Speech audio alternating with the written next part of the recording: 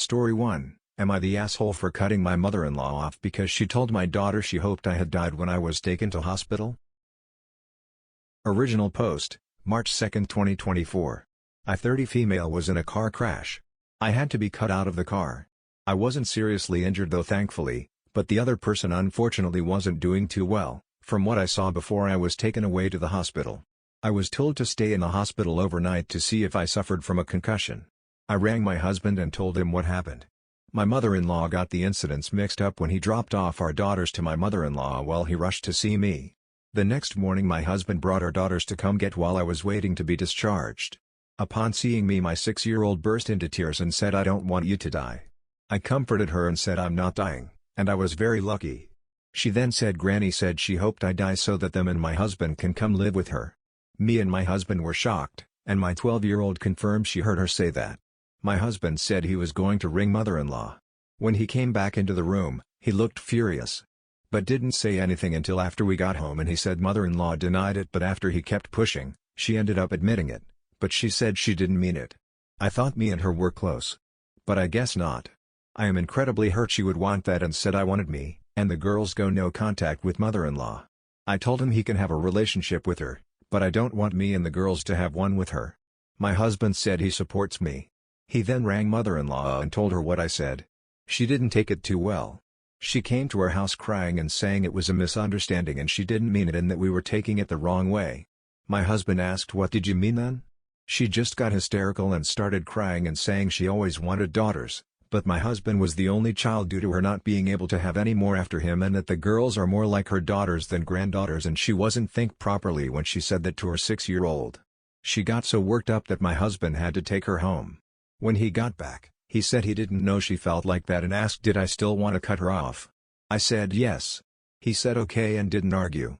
But it's been a week now and he is still very quiet and hasn't said much about what happened and now I'm starting to feel guilty and wondering if I did take it the wrong way and am being the asshole. Update post, March 3, 2024. Next day. Well, you guys were right. I decided to talk to my husband and asked if he was upset that I decided that me and the girls go no contact with my mother-in-law. He said he wasn't. He said he always knew my mother-in-law wanted a daughter instead of him and it brought back all the bad memories of rejection and hurt he felt growing up as a kid by her. I suggested therapy and he's willing to go. We are also going to get therapy for our 6-year-old as she now gets anxious if I am not within her sight. My husband agreed that going no contact with my mother-in-law is the best thing for our family. Our daughter's birthday coming up and we have yet to tell mother-in-law she is no longer invited. Not looking forward to that.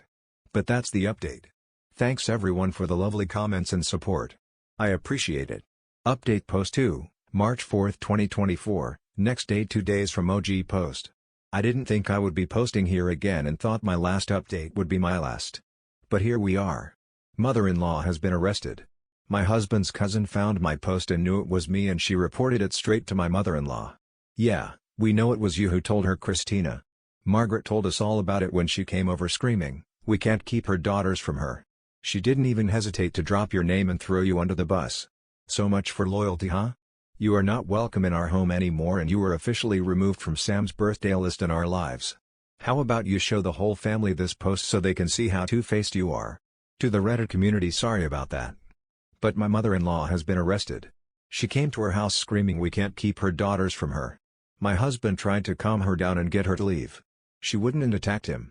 My husband had to restrain her, and I called the police. She fought them but it got her nowhere except the back of their car. The woman is truly insane. My husband talked to the police because I had to calm down my daughters because they witnessed the whole thing. My 6-year-old was hysterical about Granny being taken away. This is all just a big mess. Firstly, I'm glad OP is okay. Car crashes can be very bad so I'm glad she's fine. Secondly, has the mother-in-law been tested for any mental disorders because that's some unhinged behavior? Hopefully, they can get a restraining order, or being arrested as a wake-up call for her. Also thirdly, screw you Christina, you suck. Story 2, am I the asshole for calling my father's wife a creep? Original post, February 26, 2024. My 32 female father, 60s, has been married to Sasha, fake name, 40s, for almost a decade. I was already an adult when they started seeing each other, so I never had much of a relationship with her. That said, Sasha was nice and thoughtful, though a bit annoying at times, and I never had any problems with her. I now have a husband, 34 male, and 2 kids, 9 male and 4 female. Sasha is very fond of my children, especially my daughter. That became very suffocating pretty quickly, so we started setting some boundaries. She never overstepped them. In January, my father and Sasha decided to go on a trip to Disney World and invited us to join them. We decided to go to celebrate our son's 9th birthday. I quickly regretted coming along. Sasha spent the entire trip fussing over my daughter in ways that overstepped almost every boundary we'd set. Examples include: Sasha bought a mini ears tiara. She wanted me to buy my daughter an identical one so they could match. My daughter didn't like the tiara, so I bought her a Donald Duck hat instead. Sasha got her the tiara anyway and was upset that she didn't want to wear it. My father and Sasha went shopping in between parks. I told them not to buy my kids anything, as we still had shopping to do and didn't want to risk making our bags too heavy. Still, Sasha returned with 5 bags of clothing for my daughter, and 2 for my son, saying she couldn't resist it. My daughter wanted a Belle costume to wear at the parks, as that's her favorite princess. Sasha tried to convince us to get her an Ariel costume instead, because that's her favorite. I explained that we never watched The Little Mermaid at home because my daughter is scared of Ursula. Sasha insisted on taking dozens of pictures with my daughter in front of the castle at Magic Kingdom. She also took some with my son, but not nearly as many. She tried to convince us to take our daughter to Bibbidi Bobbidi Boutique. We refused because the prices are crazy, and we'd already bought her the Belle costume. She offered to pay, but we held our ground. I later found out Sasha tried to make a reservation anyway, but there was no availability. When we took our daughter to Slinky Dog Dash, her first roller coaster, Sasha tried to sit next to her. My daughter wanted to sit with me, so we switched. She tried to do the same thing in other attractions. At the Muppets Theater, she tried to get my daughter to sit in her lap. Sasha also tried to pick her up while we met some of the characters. There were more instances. The final straw for me, however, was the last park day of the trip. We were at Magic Kingdom. My husband suffered a minor injury and I had to take him to the first aid station. The kids wanted to go to the Peter Pan ride, so my dad and Sasha offered to take them in the meantime. However, according to my father, the line was too long. So instead, Sasha suggested the Little Mermaid ride, assuring my kids Ursula wasn't on it. Actually, there's a pretty big Ursula animatronic there. My daughter was still sobbing and hugging her brother when we reunited. When we flew back home, I told my father that we'd no longer take our children on trips with Sasha due to her behavior. He got extremely angry. He said his wife loved my kids, thought about what they'd like to do at every moment of the trip, and that we should be grateful to have her in our lives. I lost my temper at that. I told him Sasha was a fucking creep, and that they should be grateful I was still okay with them even seeing my children after her actions during the trip. We ended up having a huge fight after that. It's been weeks since we returned home, and my father is still angry at me and my husband. Sasha has texted me a few times. She says she's sorry if she made me uncomfortable, but that she loves my kids and hoped to use the trip to spend more time with them. To be honest, I don't think I'm the asshole here. But I do think I might have overreacted. I believe there's a chance Sasha's actions were motivated by love, and she truly did have good intentions. Relevant comments. Commenter 1, you're not the asshole because you have your children's best interests at heart. But it may benefit you and your dad's relationship to understand why Sasha is like she is. Overstepping boundaries is easier for someone when they believe it's for a good cause or to have fun in a safe way. Does she have kids of her own? Can she not have kids of her own? Does she maybe see the kids as her grandkids? It's a difficult one, but getting to the source of that could make the whole thing healthier. But on the other hand, it's not your job to put that work in when it's your father's relationship. All I'd suggest you do is explain to your father you set boundaries and regardless of intention, Sasha broke them, which you do not condone. Good luck. OP, Sasha doesn't have children of her own. My father has me and my sister and has always been open about not wanting more kids.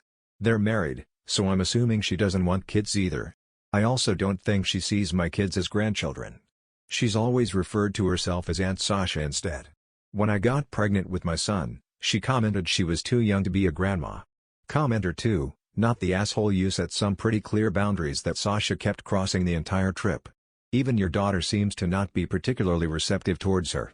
Also, your son can probably pick up on this favoritism, and that's not good for him either. I don't mean to do armchair psychology, but this reads like Sasha has always wanted a young daughter and is using yours to live vicariously through. Hence why she kept trying to push things that your daughter doesn't like onto her. Tiara, Little Mermaid ride, etc. OP, my son doesn't like Sasha. I'm not sure why, but I think he gets that she favors my daughter. He's also very protective of his sister, so her discomfort could also be a reason. Commenter 3, not the asshole, she sounds exhausting. But, she also doesn't seem like a truly awful person. Quote, so, we started setting some boundaries. She never overstepped them. Unquote. Question, does she have children of her own?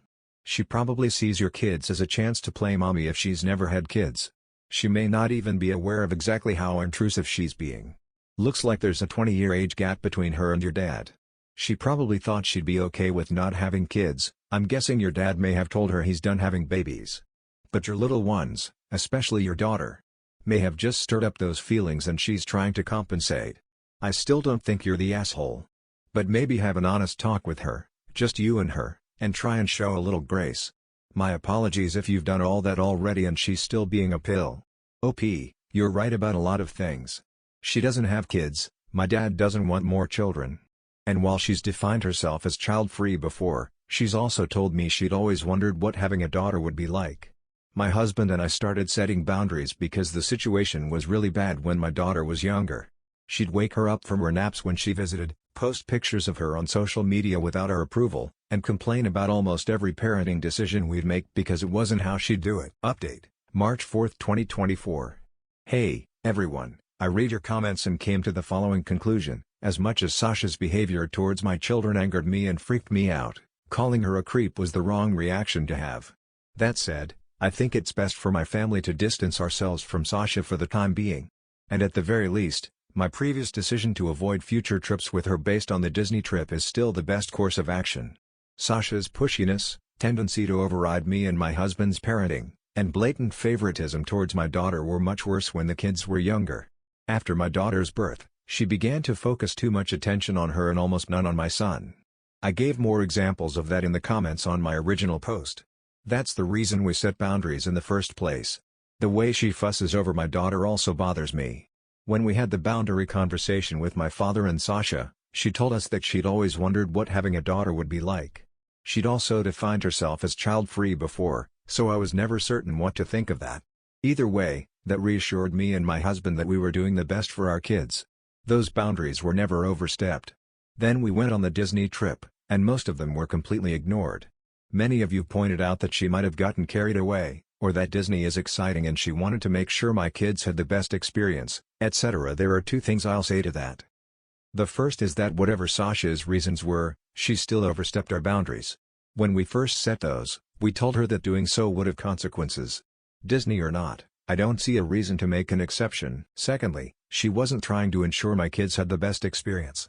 She was pushing them to fulfill her fantasy of what their Disney trip should look like. She repeatedly ignored my children's wishes in favor of her own, despite them both being very clear about what they wanted and didn't want. Sasha also continually favored my daughter, including during my son's birthday, and fussed over her in ways that made her uncomfortable. And I still haven't forgiven the Little Mermaid thing. My daughter is a bit shy and takes a while to open up to most people, so knowing her trust was broken like that angers me in ways I can't describe. To put it in simpler terms, my children aren't props. And whoever treats them as such will, at the very least, be put in timeout. I called my father and Sasha on Saturday. I apologized for calling Sasha a creep but told them that we needed some time apart. They won't see my family until my younger sister's birthday in late April. If that goes well, they'll be invited to my daughter's 5th birthday party in May. After that, we'll slowly work on re-establishing contact. I also said that if they overstepped our boundaries again, the consequences would be more dire. My father didn't take it well. I don't care. Sasha sent me a text with more apologies, followed by a request to at least FaceTime my kids every now and then. I said no. And to those who said my controlling behavior ruined the trip, my kids had an amazing time at Disney World. They're both still talking about it. My daughter keeps asking us to put her pictures with the characters she met up on the wall, and my son says he had the best birthday ever. I think that's it. Thank you for your advice and support on my first post. Relevant comments. Commenter 1, you protected your children and that's the best thing you can do in any situation.